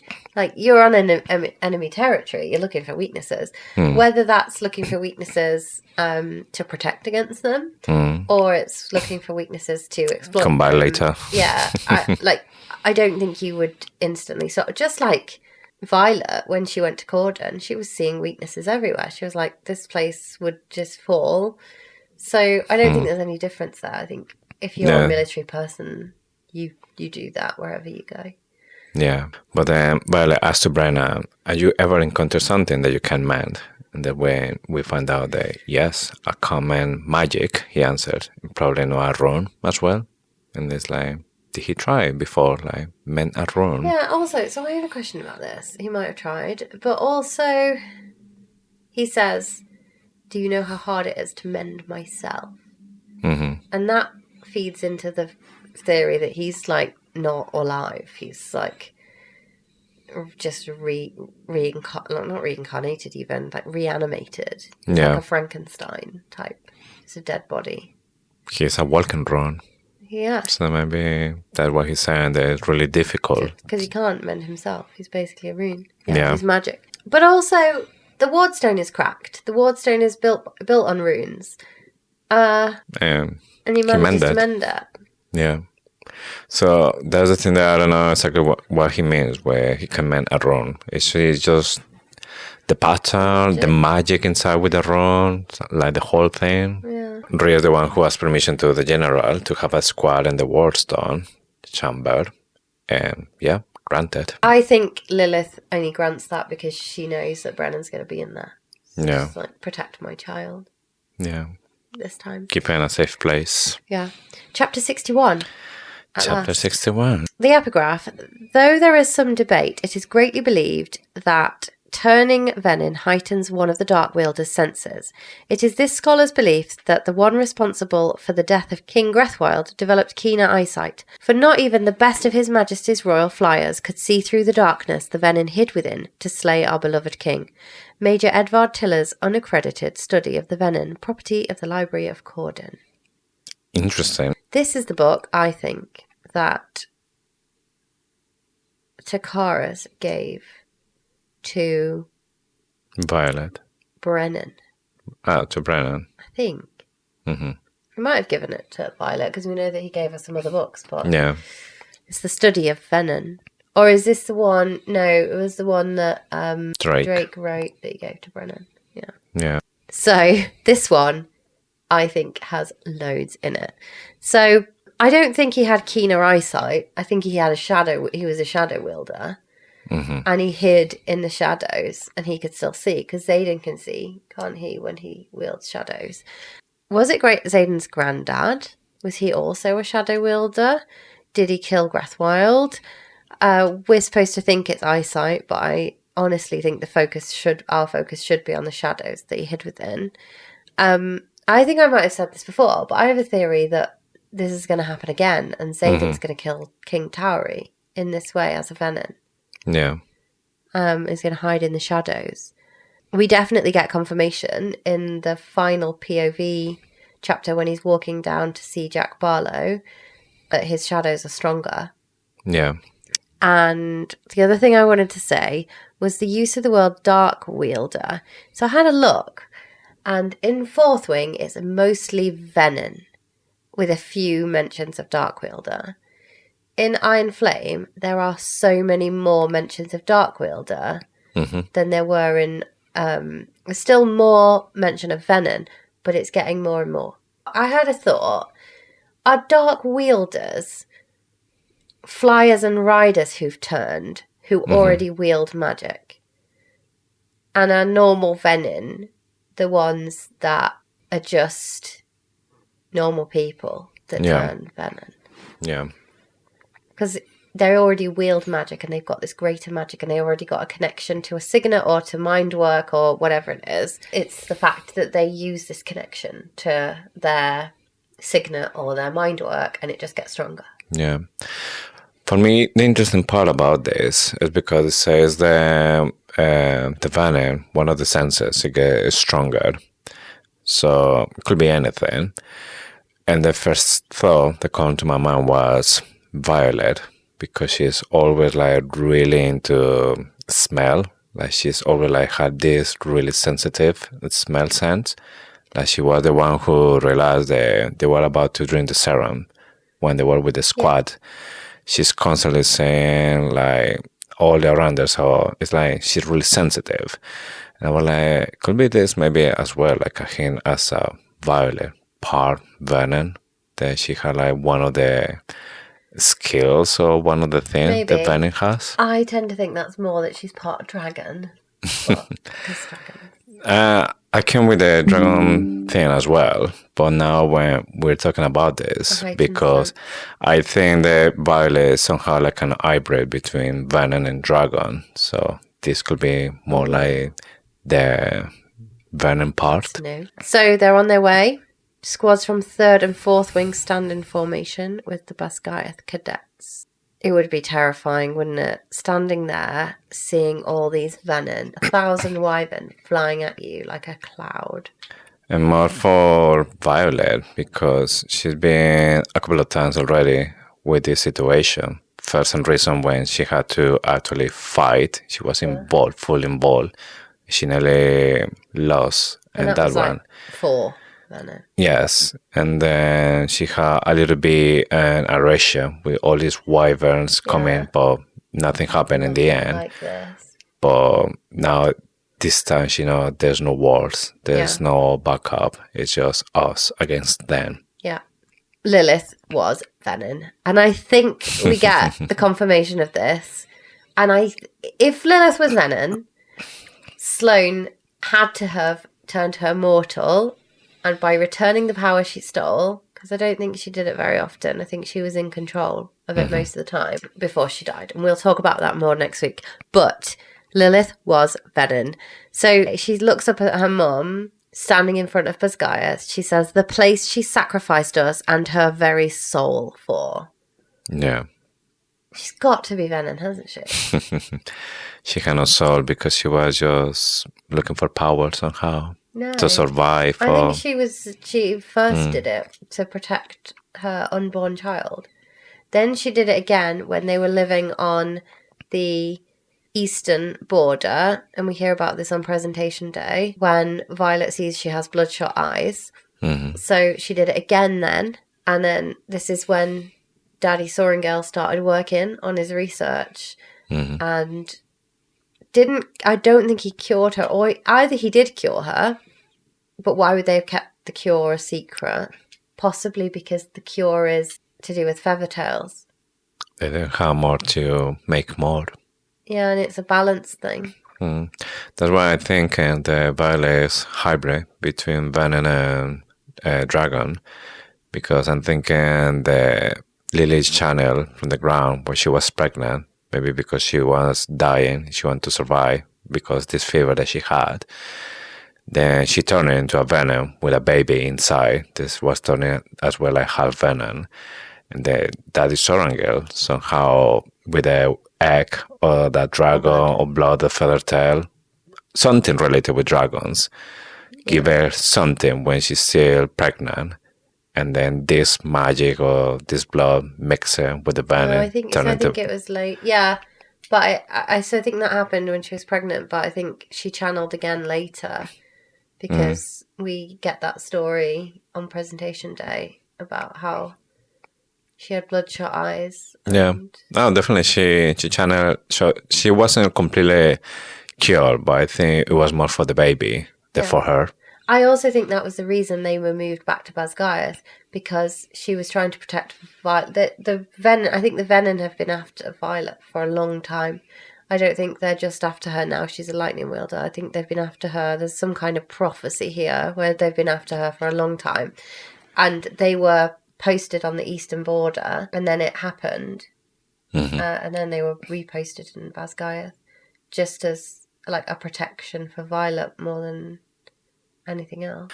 Okay, so they are all in place. Then there's a squad, guards their space about 100 yards, including the war chamber, where Brennan is working with Sloane, Arik, and the other first years are with him. So he's still mending the wardstone, and the first years is just there like to protect him. They're kind of under the guise of just like helping him. I'm not really sure it was the best plan. Because what can Brennan do? Just like fix them if they get hurt. Like it's not. He's not particularly excellent, is he? But anyway, it's a good job that Sloane was there. Rebecca Yarros needed Sloane to be there to be able to later siphon. I think that was maybe the perfect place to hide him, because there's the wardstone chamber that was broken, wasn't working. No Venin or Dragon or Wyvern will go there, because what was the point? Yeah, maybe. So that would be like the perfect place if you want to hide, I think. Yeah. And they talk about maybe destroying the lures will deter the next horde that inevitably follows. I've talked about this so many times in this episode already, but the excerpt from Onyx Storm, from Cosmopolitan, which talks about the next wave, basically, you can see that it doesn't deter the next horde. Yeah. This is where we start to get like a really good view of the squad's powers. So Rhiannon is on dagger duty. Her signet's really good for that because she can just retrieve from the ground. She basically just has to summon, doesn't she? From the ground. And not only that, in the end, she's working like a bridge as well. So passing one to another one. Yeah, we'll talk about that when we get to it. It's awesome. So good. Sawyer, as to Xaden, any reason you can drag them all down with all that shadow power? And Xaden is like, well, I almost burned out all the 14 them back in the narrow space. So, yeah, it's not happening here. Yeah, this is so clever. So this is what happens in a fantasy book when, and you'll know this because you've written one, but you can make people so powerful that actually nobody can destroy them. The fact that she's introduced a burnout is so clever because that Sawyer is just basically acting like the audience. She's put Sawyer's question in to shut us all up, to say, oh, come on, Xaden could just like grab them all down, couldn't? So she's put Sawyer in there basically as our voice to stop criticism from that very thing, to say, well, Xaden could just do it all, couldn't he? And also the fact that she's put in this burnout is just so clever because you can't be too powerful, you'll just burn out. Yeah. It's like the perfect balance, and it comes back to the start of the last epigraph where magic requires a balance. It's just really, really clever writing. Yeah. All of them are repeating the mantra, no one dies today. Yes, so Redog and Sawyer nuts. I get really emotional about that. As they break apart, she should also have said, no one loses any legs today. She didn't say it, so they didn't happen. Yeah. I'm glad they didn't say something like, yeah, break a leg. Yeah. What are you doing in the theater? Yeah, and we find out Jacinia flew in with Marin and is working on Lyra's journal. Vale was really surprised about it, but obviously she had the same right to risk her life to protect Navarre. And Sawyer said that, yes, if she found out what happened, why the walls didn't work in Russia, she will be the one that will help us to build it here. This is another thing that Jacinia flew with Marin to work in the Lyra's journal. So I see here like the difference between dragons and griffins, because a dragon will never accept another person riding him. No. But griffins, even when they are the smaller and they don't have that much power, I see them like more humble with less to offer as well. So I don't know, it's because of that. Some dragons did carry Jacinia and the two other scribes. The abundant ones. Yeah, they did carry them. But how they stayed on, I do not know. Because like most riders find it hard to stay on. Yeah, they had a training for that, and they just like, come on. Yeah, I know. When they're grabbing with their claws or something. Oh God, all the way. Very comfortable. But yeah, I agree with you. I think that griffins seem to be less proud, don't they? True. Then Violet tells to Andarna, plus maybe you will stay hiding. Oh, she's doing my head in now.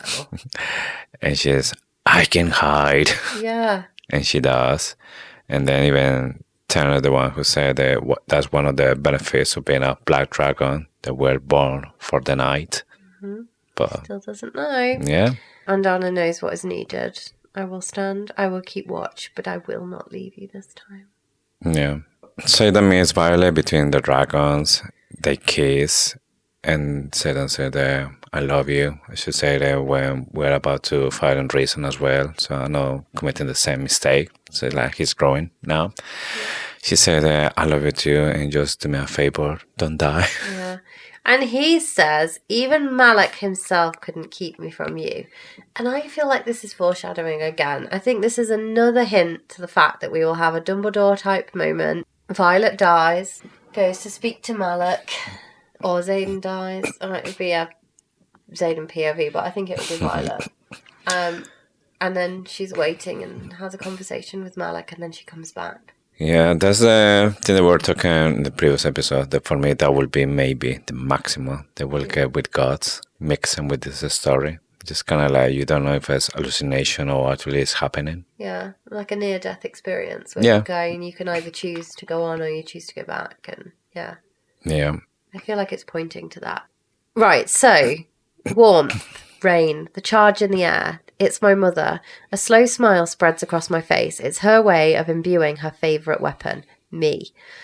Is this what she was trying to do on the parapet? I mean, it's a risky strategy, but do you remember when we did the first series and you read that parapet bit? And obviously we did it spoiler free, so you didn't know what was coming. And I was like, there might be a reason. This is the reason that I was thinking of. That rain is the way that she imbues her favourite weapon. But like on the parapet just makes it really slippery. That is just like, for me, was weird because it was like a clear attempt to kill everyone who was in the parapet in that moment. I know, yeah. So didn't make sense for me. But it started raining just as Violet was going on as well. So that's why it makes me think that it's this. Xaden says, remind me to thank her afterwards. He's not going to get a chance to do that, is he? We don't know. Yes, we do. She is dead. Stop it. Have you actually read that bit again? She is 100% toast. Yeah, whatever. Let's see later on. All right then. Maybe we should have ridden out, engaged them over the plains. Doesn't that sound like the nightmares? The plains, the fields, like that sounds more like the nightmares. I'm still thinking that there's going to be some place in the Barrens, but yeah, we don't know what is going to happen because this could be anywhere. It's just a place that has been drained. Then when we start to see the fight is going to start, so Violet starts to like get in the power. She knows that there's no way they can defeat all the wyverns, the Venin coming. The only thing they need to do is just hold on until Brennan can mend the wardstone, and then they can bring back the wards. So she just like getting a little bit of flow of the power. At the same time, she's looking for Andarna. There is no where she's supposed to be. So she's like, where are you? Hiding as I promised. And Tairn like, come on, get ready. And then this mother starts a storm, the overtakes and the wyverns. And then Violet uses a storm to start shooting lightning to all the wyverns. Really powerful, isn't she? Yeah.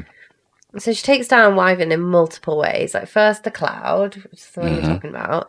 Then she just aims at one and hits. And she starts to talk about her being the composer and lightning is the orchestra. And it's just like all of a sudden she's just all powerful. Yeah. Amazing. It's a massive change because before she was more like a cowboy. That she was just like shooting everything and just hoping that something will get hit. Is the reason why she's... Yeah, and then Felix, it was more like, no, you can't be like a cowboy. You need to be like a sniper. Yeah. Just aim.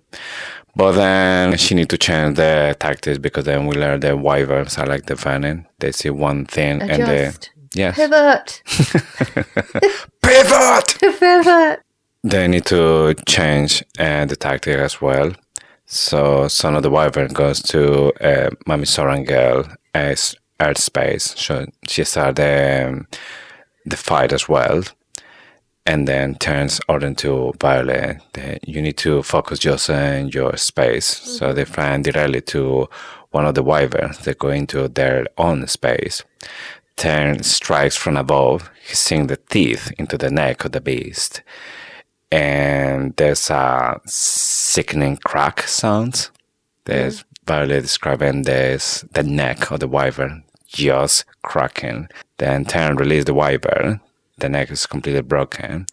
She's trying to say, okay, I need control. I can't just like let myself go with all this thing that's happening. And then she strikes another lightning and she hits the closest wyvern right in the chest. Yes, I shout as the creature tumbles from the sky, but my joy is short-lived as its counterpart, complete with dark wielder, surges forward, opening its jaws to reveal rotten teeth and a green glow in its throat. Rotten teeth! Hear me out. Could the colours represent dragons which have gone over to the dark side somehow, like they have? So, like they've let them in? If so, where's the orange fire wyvern? Obeyed. But this is rotten teeth. Kath has rotten teeth. Yeah. We'll see. There's like a connection between wyvern, rotten teeth, stinky breath. Kath. Dragons there like dodgy. Bade. Bade had fetid breath. Yeah. Also, she looks over and there's a body of a dragon in third wing. So I went a bit crazy and I was like, who is this? Who has died? Who is it? So I did a big search for third wing. Third wing don't get a lot of airtime in any of the books, to be honest. Isar Panya, who lost her brother, she's in third wing. Might be her. Raina Corey, who Violet poisoned to win on the mat in fourth wing. She's in third wing. Lamani Zohar, who replaced Amber Mavis as a wing leader. I mean, it can't be Amber Mavis. Or Jeremiah was the other person in third wing. But they're both dead. Yeah. So I don't think it really matters. I think it could be Isar Panya, but it doesn't, nobody, really. It's a little bit weird. Like, third win is a little bit like irrelevant in the full story. So we had first win where Jack Barlow comes here. Second win, something dodgy going on there. Third win, we don't know anything. And then really, fourth win, there's like the pass. Yeah. Then Tairn tends to barely focus on your mission. All the plans fall apart. Trust the others to do theirs. So she starts to realize that this isn't a melee, as I was in Reason. There's a coordinated defense. But she sees the soil is being unmatched. 15 feet below. His dragon is going to head to 3 wyverns. And she created the conduit. And she's going to help. And Tairn says, don't miss. And then she go for another lightning strike. And she hit the one that's far away from the battle. But it's still close to him. Then turn attention to other sectors. And then she starts just like going like again and again, like just pulling lightning from the sky. And then is when she said that she can't feel that she's directed the storm. I am the storm. This made me think that all the other Soaring Gale signets are leading to this point and what Violet needed. So Lilith has helped her with the cloud, and so even Lilith, it was all prophecy. So Lilith's signet manifested because in the future she would need to assist a lightning wielder. Mira was a shield because Violet would need that. Brennan was a mender because Violet would need that. So it just made me think that all of these things, and she's saying I am the storm, and that obviously links so closely with Lilith's. Yeah. It just made me think that all of the Soaring Gale siblings manifested because they would be useful to Violet. So a quick glance over the sunrise-lit battlefield reveals more and more spots of colour among the grey carcasses littered on the ground. Can you imagine the death roll at the beginning of Onyx Storm is going to be absolutely brutal. Is there anyone that we don't know survived? Like, because now we know Imogen survived because she's in the excerpt. She's mentioned. Yeah. Carrick is there. Body has been mentioned. Can't remember saying it about Bali. Devera's definitely fine. You're tired. 10 wands. And then she goes on this Greta Thunberg mode. Focus ocean. People are dying. People are dying. Yeah. We will follow the plan. Tairn dies. Prepare! There are 3 Venin on this assassination mission. Yeah, and she says they're blue tunics standing out in the dark, in stark contrast to the sky, to the grey of the wyvern. What do the blue tunics mean? There's another tunic colour. Yeah, so we know there's like 3 colors between Venin. So it's blue and purple and maroon. But I started to think that, yeah, they're like a ranks. So I think the lowest is blue.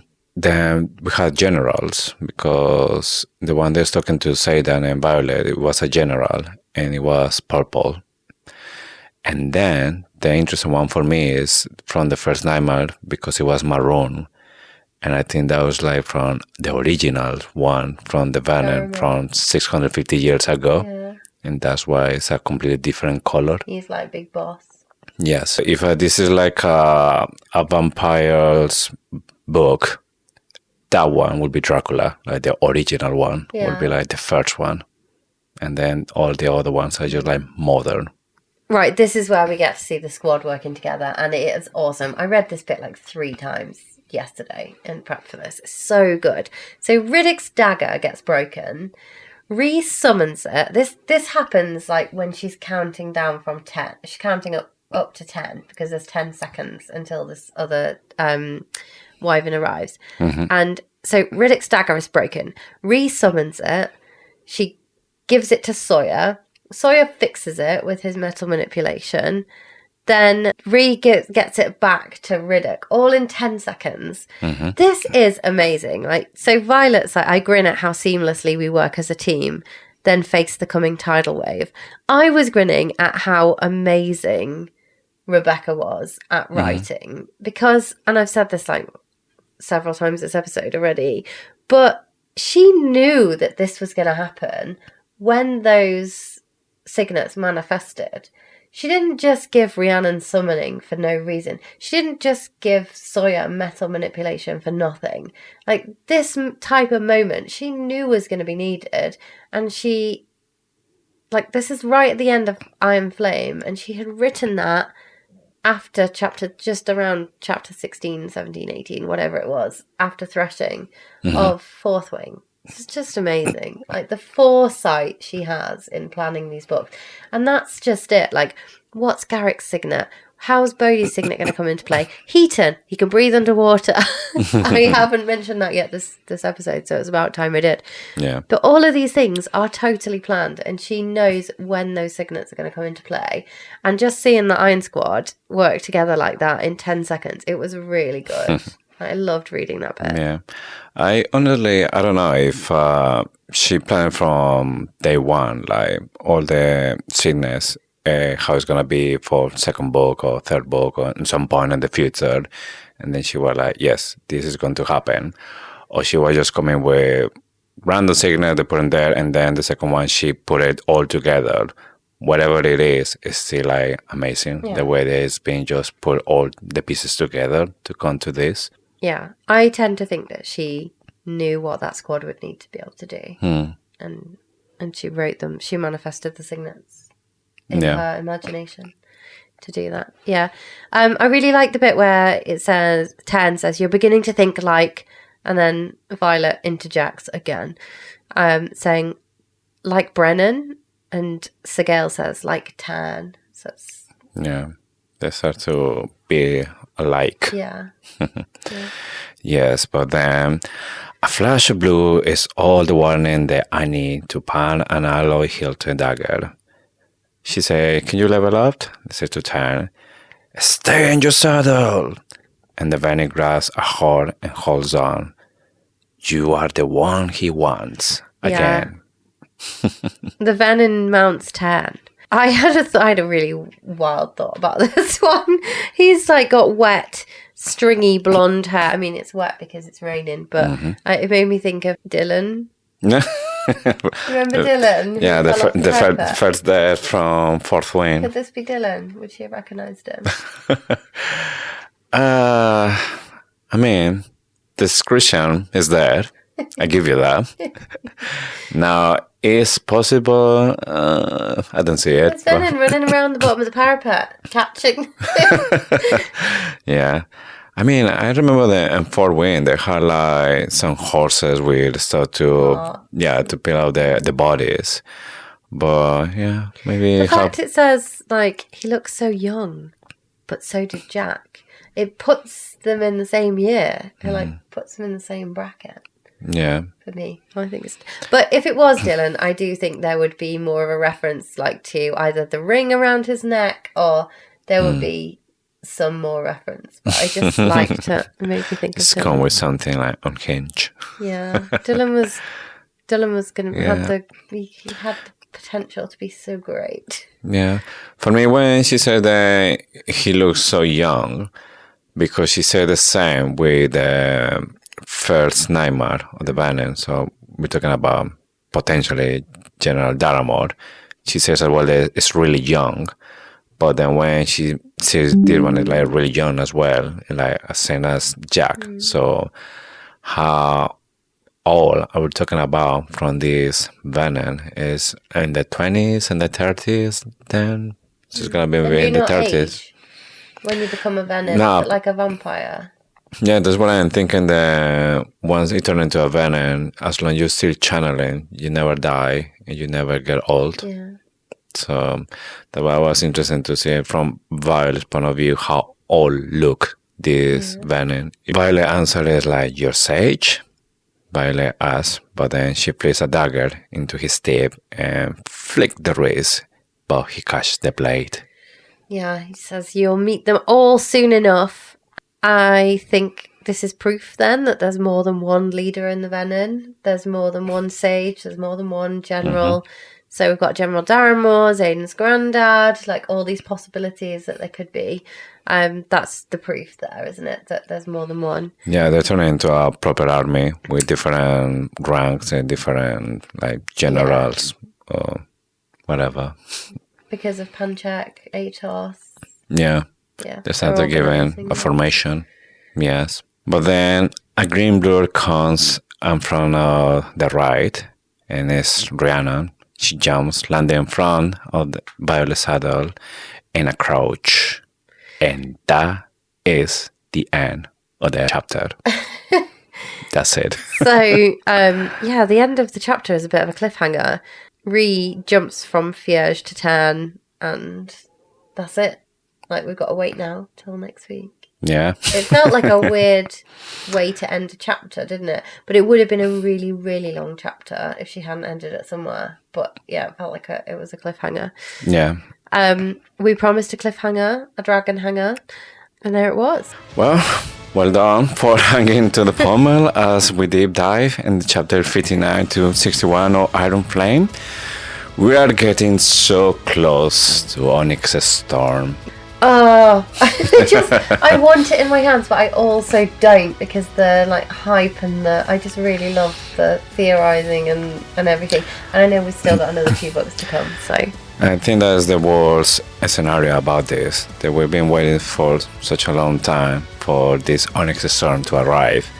Then while we get on our hands, once you're done with that, that's it. You gotta wait. You have to wait for God knows how long. So join us next week for our penultimate episode of the Iron Flame Deep Dive. So we'll continue the Battle of Basgayath, where Rhi left off, and we'll deep dive chapters 62 to 64. Maybe we should have a sneak peek of chapter 62. The easiest way to defeat a dragon is to kill its rider. Though the creature will most likely survive the blow, it will be stunned long enough to be felled. Thanks for listening to Faithfully Fantasy. Husband and wife podcast, talking all things Iron Flame. I can't wait to be able to say talking all things Onyx Storm. Be sure to head over to our Instagram and TikTok at Faithfully Fantasy Pod to join the conversation. We love hearing your thoughts, theories and themes in the comments. Also, don't forget to visit our website where you can find all our episodes and all the relevant links about us. All of these are faithfullyfantasy.com. And don't forget to check out our new shop on Etsy. We hope you enjoyed today's episode. We'll say goodbye for now, and we'll see you next week with more Faithfully Fantasy. Bye.